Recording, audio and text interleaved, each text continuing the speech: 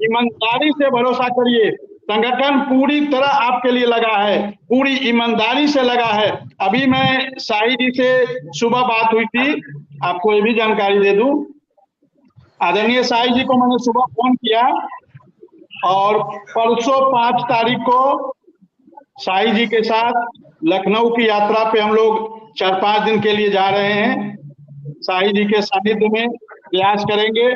शाही जी का कार्यक्रम बड़ी बृहद कार्यक्रम है और हम आशा करेंगे, विश्वास करेंगे कि उसी में शाही जी के साथ हमारी भी मुलाकात माननीय मुख्यमंत्री जी से या जिससे भी हो सके, जिससे भी जहां जहां शाही जी जाएंगे हम भी उनके साथ साये के साथ तरह चलेंगे और अपने अनुदेशकों की पीड़ा को बताने का कार्य करेंगे।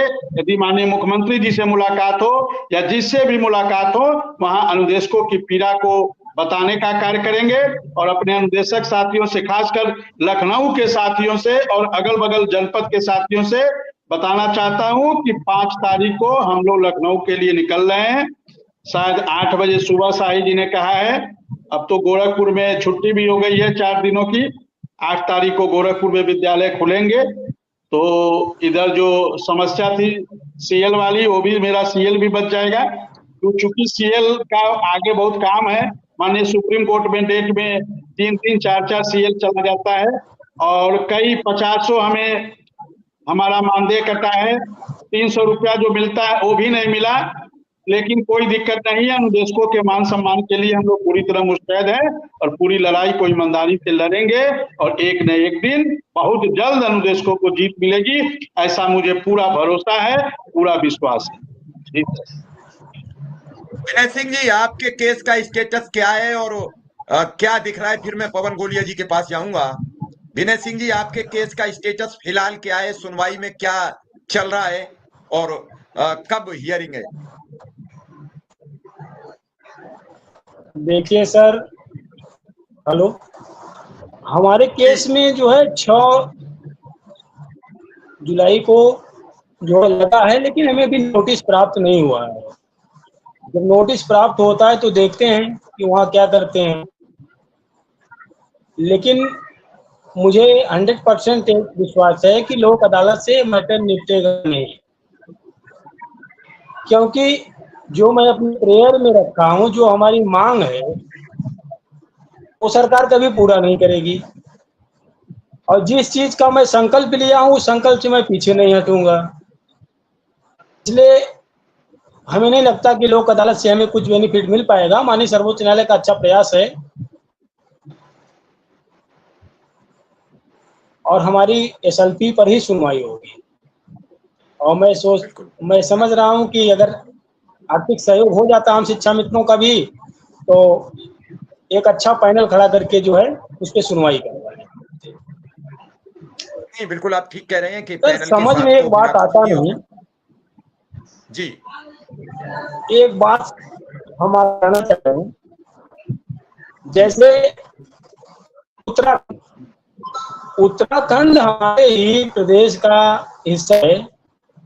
जब शिक्षा मित्रों की नियुक्ति हुई तो उत्तराखंड हमारे साथ ही था 1999-2000। उसके बाद वहां बटे, वहां मित्र ही के नाम से ये योजना चल रही थी और हमारे यहाँ भी चल रही। नमस्कार साथियों, स्वागत है आप सभी का आज के इस नए वीडियो में। ये वीडियो आप सभी शिक्षा मित्र साथियों के लिए बेहद ही महत्वपूर्ण होने वाली है। वर्तमान की कुछ खबरें, हाल ही के अंदर का चल रहा कुछ ऐसा प्रकरण जिनको देखने के बाद समायोजन के दृष्टिगत सब कुछ क्लियर होने वाला है। इन सारी बातों को आपके मध्य में साझा करेंगे। सभी साथियों से एक विशेष अनुरोध है, वीडियो को आप पूरा देखें। चैनल को अभी तक आपने सब्सक्राइब नहीं किया है तो इसे सब्सक्राइब भी कर लें। अब चलते हैं अपडेट पर। हमारे यहाँ जो है सपा की गवर्नमेंट ने हमें सहायक अध्यापक बना दिया, वहां भी सहायक अध्यापक बना दिया उत्तराखंड सरकार ने। उसके बाद होता क्या है कि 25 जुलाई 2017 को जजमेंट आता है और इसी जजमेंट और उस समय जो है वहां भी बीएड वाले जो है एसएलपी डाल दिए थे शिक्षा मित्रों के खिलाफ नैनीताल हाई कोर्ट में। तो हम लोगों का जो डिसीजन आता है 25 जुलाई 2017 को सुप्रीम कोर्ट का, तो उसी को आधार बना करके नैनीताल हाई कोर्ट ने जो है वहां के शिक्षा मित्रों का भी समायोजन रद्द कर दिया। उसके बाद वहां सरकार उन्हें रिवॉर्ड नहीं करती। वहां की सरकार तब तक 10 अगस्त 2017 को जो राजपत्र आता है उसके अकॉर्डिंग जो है वहां की सरकार उन्हें रिवॉर्ड नहीं करती और उन्हें टेट करने का मौका देती है, समय देती है। वो सहायक अध्यापक पद पे ही रह करके कार्य करती है। उसके बाद हिमाचल 2020 में हिमाचल जजमेंट आता है चंद्र मोहन नेगी का, जैसे मैंने अपने आपके पिछले उसमें जिक्र किया था।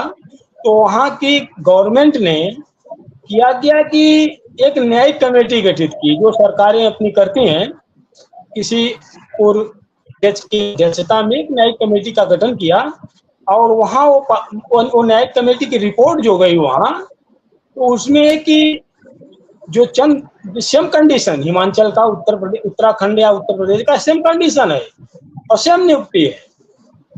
तो उसमें जो ट्रिपल बेंच का फैसला आया चंद्र मोहन नेगी में, उस फैसले को ज्यों का त्यों रख दिया और बचे हुए शिक्षा मित्रों को भी सहायक अध्यापक बना दिया। अब हमारे संगठन के लोग कहते हैं कि वहाँ की सरकार 25,000 कर दिया। ये भी सही बात है। 25,000 उन शिक्षा मित्रों को का किया गया। जैसे वहाँ की सरकार जो है एनसीटी से परमिशन ली थी 2011-12 में भी वहाँ कुछ शिक्षा मित्रों की नियुक्ति हुई थी सर, क्योंकि दूरगामी पहाड़ी क्षेत्र होने के नाते वहाँ की सरकार ने एनसीटी से परमिशन लिया था। तो उन शिक्षा मित्रों को जो 2010 के बाद नियुक्त हो गए थे, उनको वहाँ की सरकार एक मॉडल बना करके 25,000 मानदेय पर रख दी। ये सिस्टम वहाँ का है। तो क्या उत्तर प्रदेश सरकार इसे नहीं देख रही है? हमारे संगठन के नेता बोलते हैं कि हम यहाँ से शासनादेश लाएंगे, उत्तराखंड का लाए तो हिमाचल का ला रहे हैं, तो नैनीताल का महाराष्ट्र का ला रहे हैं। अरे सरकार इतनी सक्षम है, 1 मिनट में सारे शासनादेश मंगा सकती है। उत्तराखंड में किसकी सरकार है? इन्हीं की सरकार है। महाराष्ट्र में कौन सरकार चला रहा है? यही चला रहे हैं। एक फोन पे प्रमुख सचिव जो शासनादेश मंगा सकता है। तो हमें